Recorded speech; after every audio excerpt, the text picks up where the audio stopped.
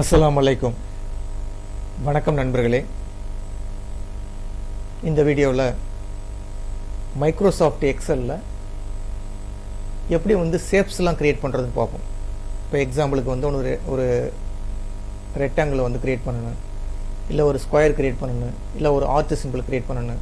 அந்த மாதிரிலாம் எப்படி க்ரியேட் பண்ணுறதுன்னு இந்த வீடியோவில் பார்ப்போம். அதுக்கு நீங்கள் ஃபஸ்ட்டு என்ன செய்யணும், இன்சர்ட் ரிப்பனை கிளிக் பண்ணிங்க. மைக்ரோசாஃப்ட் எக்ஸலில் இன்சர்ட் ரிப்பனை கிளிக் பண்ணிங்க.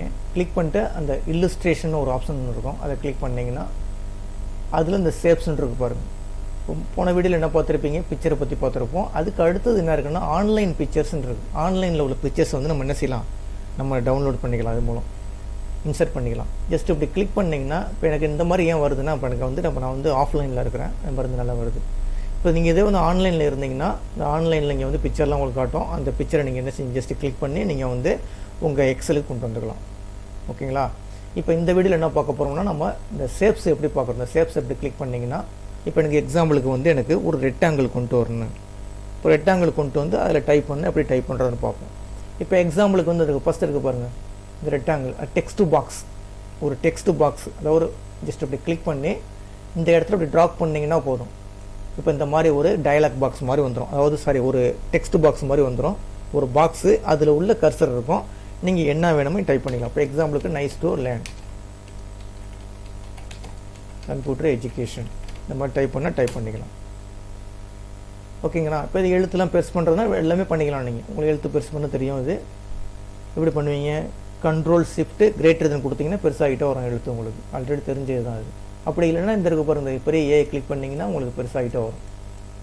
சின்னது கிளிக் பண்ணிங்கன்னா சின்னதாகிட்டே வரும். அந்த மாதிரி வரும். இந்த மாதிரி நம்ம என்ன செய்யலாம், ஒரு டெக்ஸ்ட் பாக்ஸுக்குள்ளே நீங்கள் க்ரியேட் பண்ணிக்கலாம். இப்போ இந்த டெக்ஸ்ட் பாக்ஸ் இந்த இருக்குது, இந்த டெக்ஸ்ட் பாக்ஸ் போட்டாச்சு. இது உள்ள நீங்கள் என்ன டபுள் கிளிக் பண்ணிட்டு இதில் கலர்ஸ்லாம் மாற்றிக்கலாம், எல்லாமே பண்ணிக்கலாம். ஒரு டெக்ஸ்ட் இப்போ தேவையில்லைன்னு டெலிட் பண்ணுறதுனா டெலிட் பண்ணிவிடுங்க. இப்போ அடுத்து திருப்பி இன்சர்ட்டுக்கு போகிறேன். இல்லுஸ்ட்ரேஷனில் உங்களுக்கு ஷேப்ஸை கிளிக் பண்ணுறேன். கிளிக் பண்ணிட்டு உங்களுக்கு எந்த ஷேப்ஸ் வேணும் உங்களுக்கு. இப்போ எக்ஸாம்பிளுக்கு எனக்கு சர்க்கிள் வேணும். இப்போ சர்க்கிள் கிளிக் பண்ணுறேன். இப்போ சர்க்கிள் அப்படி கிளிக் பண்ணுறேன். இப்போ இந்த சர்க்கிள் அப்படி கிளிக் பண்ணோன்னே இங்கே வந்துருச்சு பாருங்கள், ஃபார்மேட்னு வந்துருச்சு. போன ட்ரிப் வந்த மாதிரி தான். இப்போ இங்கே கிளிக் பண்ணிங்கன்னா வரல பாருங்கள். இப்போ திருப்பி இதை போய் செலெக்ஷன் பண்ணுங்கள், ஆட்டோமேட்டிக்காக இங்கே ஃபார்மேட்னு வந்துடும். ஃபார்மேட்னு வந்தோடனே இந்த ஷேப்ஸ்லாம் கூட நீங்கள் மாற்றிக்கலாம். எடிட் ஷேப் கொடுத்து மாற்றிக்கணும். எடிட் இருக்கு பாருங்கள், எடிட் ஷேப் கொடுத்துட்டு இந்த இடத்துல வந்துடும். எடிட் ஷேப்னு கொடுத்தீங்கன்னா உங்களுக்கு எந்த மாதிரி மாற்ற போகிறீங்க, ஷேப்ஸ் இந்த மாதிரி மாற்றணும், இந்த மாதிரி மாற்றிக்கலாம். இப்போ திருப்பி எனக்கு சர்க்கிள்லாம் வேணும்னா சர்க்கிள் கொடுத்துக்கலாம். உங்களுக்கு சர்க்கிள் தான் தேவைப்படுது, சர்க்கிள் கொடுத்துக்கலாம். இந்த மாதிரிலாம் பண்ணிக்கலாம். அடுத்தது ஷேப்னுடைய ஸ்டைல் எப்படி வேணும் எனக்கு, இந்த மாதிரி இப்படி கொடுத்தீங்கன்னா எம்டியாக வந்துடும். இப்போ பேக்ரவுண்ட் கலர் இந்த மாதிரி வேணும், இல்லை இந்த மாதிரி கலர் பேக்ரவுண்டு வேணும், எந்த மாதிரி பேக்ரவுண்டு வேணுமோ நீங்கள் ஜஸ்ட் இப்படி கிளிக் பண்ணிங்கன்னா அதுக்கு தகுந்த மாதிரி என்ன செஞ்சுருக்கோம், அந்த சர்க்கிளினுடைய பேக்ரவுண்டு மாற்றிக்கும். அடுத்து ஷேப்ஸ்னுடைய ஃபில்லு எப்படி ஃபில் பண்ணுறது, எந்த மாதிரி கலர். இப்போ எனக்கு இங்கே ஒரு சில கலர் தான் கொடுத்துருக்காங்க, எனக்கு ஒன்றும் அருமையான கலர்லாம் தேவைப்பட்டுச்சுன்னா இந்த இடத்துல போய் நீங்கள் எடுத்துக்கலாம். அடுத்து மோர் ஃபில் கலர்னு இருக்குது பாருங்கள், அப்படி கிளிக் பண்ணிங்கன்னா புதுசாக நீங்கள் ஒரு கலரை உருவாக்கிக்கலாம். இங்கே இல்லாத கலரை புதுசாக கலரை உருவாக்கிக்கலாம். இந்த மாதிரிலாம் பண்ணிக்கலாம். இப்போ ஷேப்ஸ் ஃபில்லில் போய் இங்கே பாருங்கள். அடுத்து பிக்சர், எனக்கு அந்த சர்க்கிளுக்குள்ளே என்ன செய்யலாம், ஒரு பிக்சரை நீங்கள் இன்சர்ட் பண்ணிக்கலாம். ஒரு சர்க்கிள் ஒன்று இருக்குது, அந்த சர்க்கிளுக்குள்ளே எனக்கு ஒரு பிக்சர் தேவைப்பட்டுச்சுன்னா அந்த பிக்சரை கொண்டு வந்துடலாம். இப்போ பிக்சரை பாருங்கள், எனக்கு பிக்சர் தேவை. பிக்சரை அப்படி கிளிக் பண்ணுங்கள். கிளிக் பண்ணோன்னே ஃப்ரம் ஏ ஃபைல்லேருந்து கேட்குது, இல்லை ஆன்லைன்லேருந்து கேட்குது. ஃப்ரம் ஐக்கான் இருந்தால் ஐக்கான்லேருந்து கொடுத்துக்கலாம். இப்போ நான் ஃபைல்லேருந்து சொல்லி கொடுக்குறேன். ஃபைலை கிளிக் பண்ணுறேன். கொடுத்தோன்னே இப்போ எனக்கு டிஸ்கிரிப்டில் இது டவுன்லோட்ஸில் வச்சுருக்கேன். டவுன்லோட்ஸை சூஸ் பண்ணிட்டேன். சூஸ் பண்ணிவிட்டு உங்களுக்கு இப்போ எக்ஸாம்பிளுக்கு இந்த பிக்சர் வேணும். வேறு பிக்சர் என்கிட்ட ஒன்றும் இல்லை. இந்த பிக்சரை ஜஸ்ட் கிளிக் பண்ணிக்கிட்டு இன்சர்ட் கொடுத்துட்றேன். கொடுத்தோன்னே என்ன செய்யும், அந்த பிக்சரை அழகாக என்ன செஞ்சோம், அதுக்குள்ளே அந்த சர்க்கிளுக்குள்ளே உட்காந்துக்கும். இப்போ சர்க்கிளுடைய பேக்ரவுண்டு மாற்றுறதுனா நீங்கள் பேக்ரவுண்டு மாற்றிக்கலாம். இப்போ சர்க்கிளுடைய பேக்ரவுண்டு மாற்றணும்னா பேக்ரவுண்டு மாற்றிக்கலாம். ஆனால் ஃபுல்லாகவே டோட்டலாக இதாகுது. அதனால் இந்த மாதிரி கொடுத்துங்க. பேக்ரவுண்டு தேவையில்லை, கண்ட்ரோல் இசர் கொடுத்துட்டு அந்த பிக்சரை மட்டும் வச்சுங்க. இந்த மாதிரிலாம் பண்ணிக்கலாம். அப்போ சர்க்கிளுக்குள்ளே என்ன செஞ்சுட்டு ஒரு பிக்சரை கொண்டு வச்சாச்சு. ஓகேங்களா? இந்த மாதிரிலாம் பண்ணிக்கலாம். பண்ணிக்கிட்டு இப்போ டெக்ஸ்ட்டு ஃபில் பண்ணுறது, இல்லை டெக்ஸ்ட்டுடைய அவுட்லைன், எனக்கு அவுட்லைன் எப்படி வேணும், பெருசாக வேணும்னா பெருசாக பண்ணிக்கலாம், மொத்தமாக வேணும்னா மொத்தமாக கொடுத்துக்கலாம். டெக்ஸ்ட் அவுட்லைன்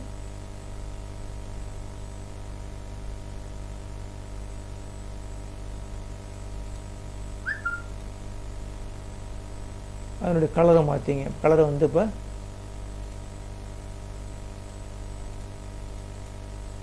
என்னுடைய கலர் மாற்றினா கலர் மாற்றிக்கலாம். அதாவது டெக்ஸ்ட் கலருக்கு போயிட்டேன். இந்த இருக்கு பாருங்கள், சேஃப்னுடைய அவுட்லைன் இந்த இருக்கு பாருங்கள். அதில் போய் எனக்கு மொத்தமாக வேணும், லைனு மொத்தமாக கொடுத்துங்க.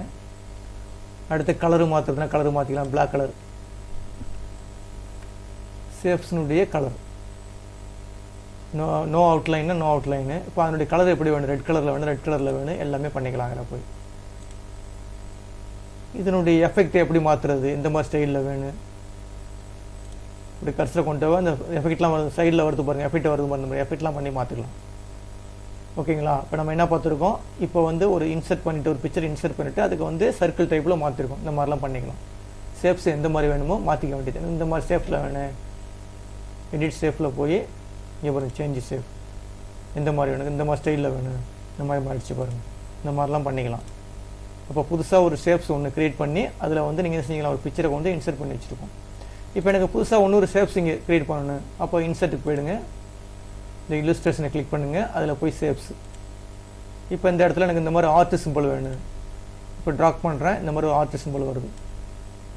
இப்போ எனக்கு இந்த ஆர்ட் சிம்பிள் எம்டியாக வேணும்னா அந்த ஃபஸ்ட்டு இதை கிளிக் பண்ணிங்க. கிளிக் பண்ணிட்டு இதில் ஏதாச்சும் ட்ராக் பண்ண போகிறேன், அதாவது வந்து ஏதாச்சும் டைப் பண்ண போகிறேன். அப்போ மவுஸுடைய ரைட் கிளிக் பண்ணிங்கன்னா அதில் வந்து என்ன செஞ்சிடும், எடிட் டெக்ஸ்ட்னு வரும். ஜஸ்ட் இப்படி கிளிக் பண்ணுங்கள். கிளிக் பண்ணிங்கன்னா இதில் போய் எடிட் பண்ணிக்கலாம்.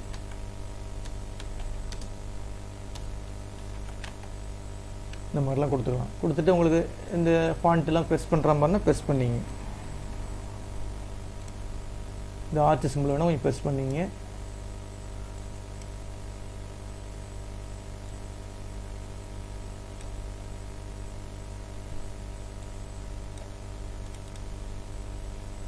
ஓகேங்களா? இந்த மாதிரி பண்ணிக்கிட்டு நம்ம என்ன செய்யலாம், இப்போ வந்து உங்களுக்கு நார்மலாக உள்ளது உங்களுக்கு சென்டர் வேணால் சென்டர் கொடுத்துக்கலாம். இந்த மாதிரிலாம் நீங்கள் பண்ணிக்கலாம். போல்டு வேணால் போல்டு கொடுத்துக்கலாம். இந்த சிம்பிள் ஆர்ட் சிம்பிளை சின்னதாக்கிக்கலாம். எல்லாமே பண்ணிக்கலாம். நீங்கள் எந்த மாதிரி எப்படி வேணுமோ அந்த மாதிரிலாம் கொடுத்துக்கலாம். நீங்கள்